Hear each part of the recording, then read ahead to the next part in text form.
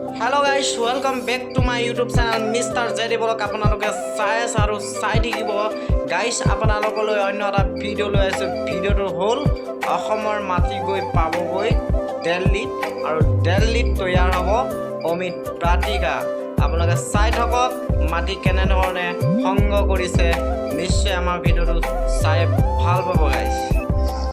Hi guys আপোনালোকে দেখিছে থালিখনত কি কাৰণে সজাইছে মাটি আৰু ফুল আৰু বন্তি আৰু ধূপকাঠি আপোনালোকে নিশ্চয় গম পাইছে যেহেতু অসম চৰকাৰে অমিত কল যোজনা আৰম্ভ কৰিছে এই অমিত কল যোজনা দলে বলে ৰাইজে অংশগ্ৰহণ কৰিছে আপোনালোকে দেখিছে নিশ্চয় এই ভিডিঅ'টোৰ জৰিয়তে আপোনালোকক ক'ব বিচাৰিছোঁ যে অসমৰ মাটি কিমান মূল্য আৰু দেখিছে এয়া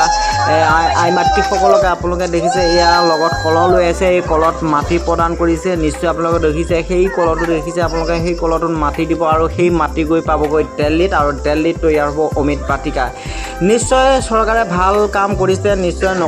নকলেও নহ'ব ক'ব লাগিব শলাগ ল'ব লাগিব ভাল কামটো যিহেতু এনেকুৱা ধৰণৰ যদি অমিত বাটিকা যদি অসমতো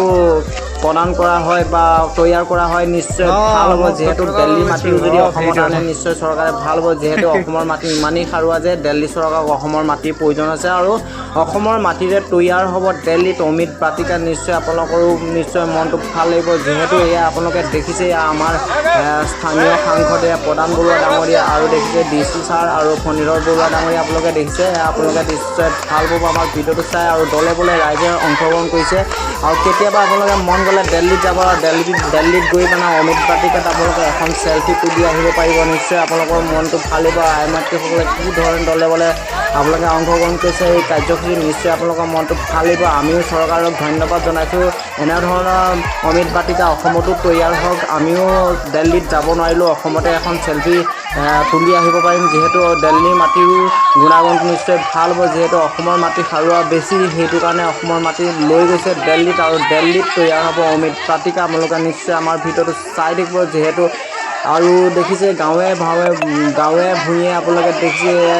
মহিলাসকলে আই মাতৃসকলে দলে বলে অংশগ্ৰহণ কৰিছে নিশ্চয় ভাল কাম কৰিছে আমি নিশ্চয় শলাগ ল'ব লাগিব যিহেতু আৰু এনেধৰণৰ কাৰ্যসূচী আগলৈও লৈ অসমতো তেনেকুৱা ধৰণৰ অমিত বাটিকা তৈয়াৰ কৰে তাৰ কাৰণে মই অসম চৰকাৰক অনুৰোধ জনাম নিশ্চয় আপোনালোকে আমাৰ ভিডিঅ'টো ভাল পালে লাইক শ্বেয়াৰ ছাবস্ক্ৰাইব আৰু কমেণ্ট কৰিবলৈ নাপাহৰিব ধন্যবাদ।